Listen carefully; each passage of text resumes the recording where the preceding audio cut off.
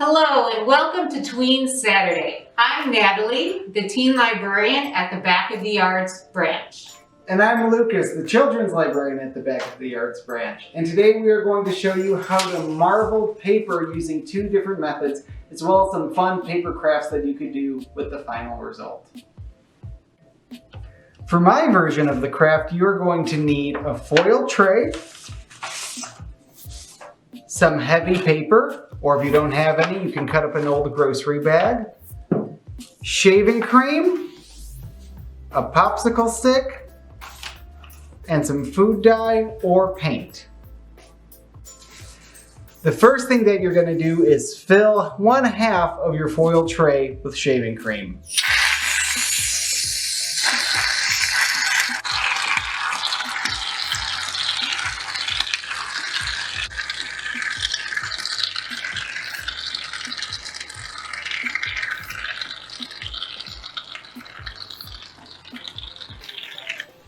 You want enough so that it fills up about half of it, and you want to fill in any little gaps that you may have missed.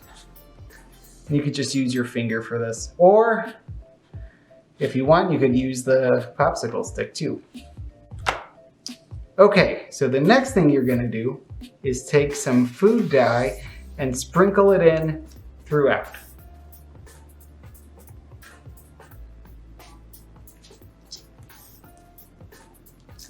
It doesn't really matter what colors you use or in what order you put it into your foam.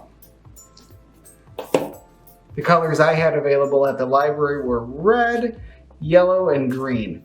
So I'm just making a kind of polka dot pattern, and then I'm going to use my craft stick to make a fun swirly design.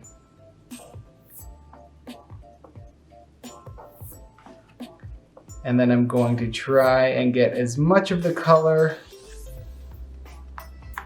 spread throughout where I'm going to spread my paper down. Just going back and forth again and again with the popsicle stick. And I think that looks pretty good. Yes, it does. Next, you're going to want to take your blank piece of paper and then lie it flat right onto the foam, pressing down everywhere you want the ink to be picked up. Then you lift your paper off the foam and you scrape off all the excess shaving cream. And underneath will be your marbled paper. After you make one, you're still going to have a lot of material left over here. So feel free to reuse this and even reshape the design again and again until you've run out of ink. So I'm going to try it again with some of this paper bag.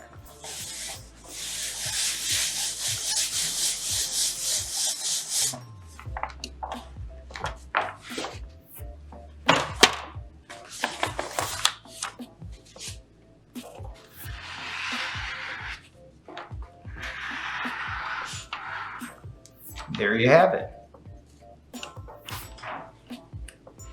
My version of marbled paper uses water and nail polish. So we'll also be using an aluminum tray. And as you can see, it gets kind of messy when you use nail polish. So you're not going to want to use anything that you're going to use for baking or cooking later. So only use it for craft projects. We're going to use water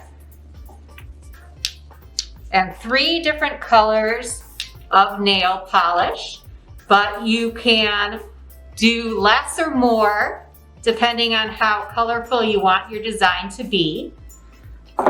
You'll also need a craft stick or a plastic knife to swirl the color. And of course, the heavy paper to make our marbled paper. Usually, you'd start by adding the lightest color of nail polish first, but all my nail polish that I had at home was dark, because I like dark colors. So I'm gonna just drop a few bits of the nail polish into the water, and you can see how it's rising to the top and spreading out and already creating a design. So I'm gonna add my second color, and if you wanted, you could just do 1 or 2 colors, but I want mine to be more colorful. So I'm gonna add a third, this blue nail polish. And this one doesn't come out in the beads, or if you didn't want to drop dots, you could use that and kind of splash it in. Yours already looks so cool, Miss Natalie. Thank you. And now I'm just going to, wait, oops, I already messed up. I'm going to swirl the colors around a little bit. And with this, you're gonna see how it's kind of already starting to clump. We're gonna need to do this rather quickly and put our paper down. Ooh. And I'm gonna lift it up this way and look at that great design. That's really cool. But as you can see from the water, you can only get really 1 sheet of marbled paper from this method. So keep that in mind when you're creating paper at home. Oh my God, Miss Natalie, yours came out looking so cool, but it did look a little messier than mine. Yes, it is really messy and it can get all over your hands.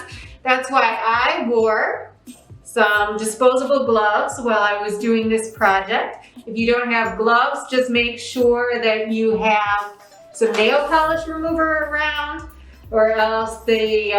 or just be sure you don't mind getting ink all over your hands. For several days. Yeah. So now that we have our marbled paper, I'm going to show you how to turn this into a fun Kirigami paper craft. So the first thing that we're going to want to do is take our paper and cut it right down the middle. To be sure that we're going to cut it down the middle, I'm just going to fold it in half, because I do not trust myself eyeballing this one. So I'm going to fold it in half, that way I know I get 2 equal sides, and then just trim the slightest little bit. And then you'll see that my edges aren't exactly even, but that is fine because we're hardly going to see those edges in our finished product. Okay, is that all of it? That's all of it. Nice. Now that you've done that, what you're going to want to do is line up these 2 edges and then use some tape to tape them together and create one long piece of paper. I have masking tape, however, any kind of tape would be fine with this. Clear tape would honestly be the best, but that's not what I have available to me. So this is what I'm using. So I'm taking my piece of tape and I am getting my 2 pieces together. And then I'm just gonna trim up here where I've got the extra tape. Now the next thing you're gonna wanna do is fold this in half a whole bunch of times. How many? Let's see. So fold it in half once, fold it in half twice, and then fold it in half a 3rd time. After you do it for the 3rd time, you're gonna wanna unfold everything and then do an accordion style fold all over again. So the reason you're folding it just in half the first time is so to make sure that all of your folds for your accordion style fold are even. There we go. And then I always like to use the edge of the scissors, the like plastic handle, to crease down the edges and make it a lot easier. And then you know it'll be folded correctly when you get this like W or M pattern. So after you do that, you're going to take your papers and lay them out in front of you.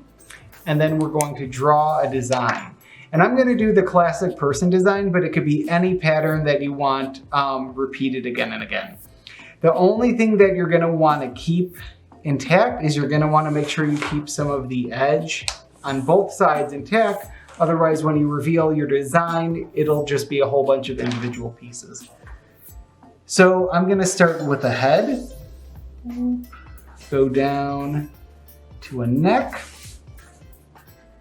give some big arms. Those are really big arms. A body. The arms are bigger than the body. They are. You know, it'll be Stretch Armstrong again and again. And then a leg. And this person has really big legs. And, you know, of course, you could really adapt this however you want. You could, you know, do muscles, hair, anything you want. But after you draw out your design, I'm getting flustered.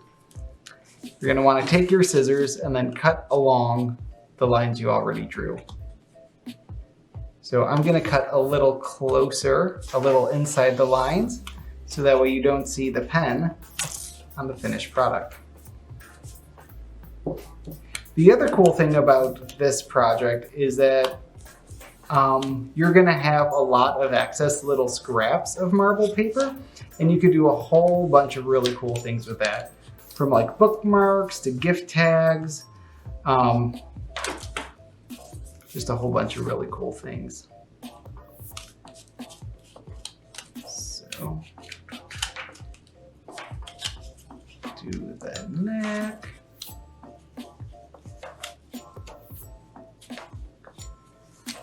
Do the head, and then we brush it all away and we have our exciting reveal. Ooh. Yeah. And then for extra points, you know, you could go along and give them all faces and shirts and pants and everything like that.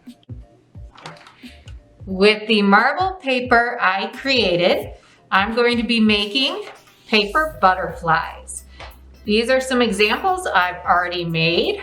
This one was made with some of the nail polish marbled paper. For this project, you'll need your paper, scissors, a pen or pencil to trace the circles on your paper. I just got printouts of circles off the internet, but you can use anything in your house that's round. You just need one of your circles to be slightly smaller than the other one. I traced both on my paper, and I have some that I already made right here. So we're going to start with the bigger circle. We're just going to fold it in half and then fold it in half again. Then we're going to open it up to the half circle. And we're going to do the same thing with the smaller circle. Fold it in half and then fold it in half again. And don't worry if your circle isn't exactly perfect. Once we're done, it'll look great anyway. So we take the smaller circle and line it up with the bigger circle. And at that fold, we're gonna staple it. So I should have mentioned we're also going to need a stapler for this project.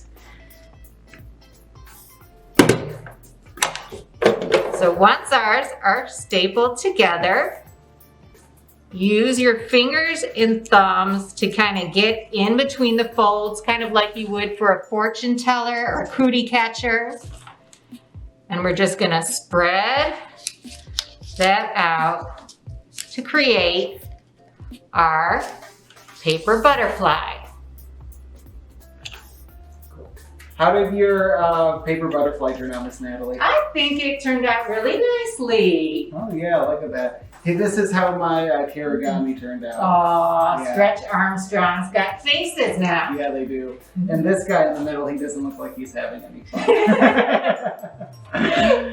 Well, thanks for watching us. And don't forget to turn into the YouTube channel the 4th Saturday of every month at 11 a.m. where you could find another DIY craft just like this that you could do with craft supplies you have in your own home.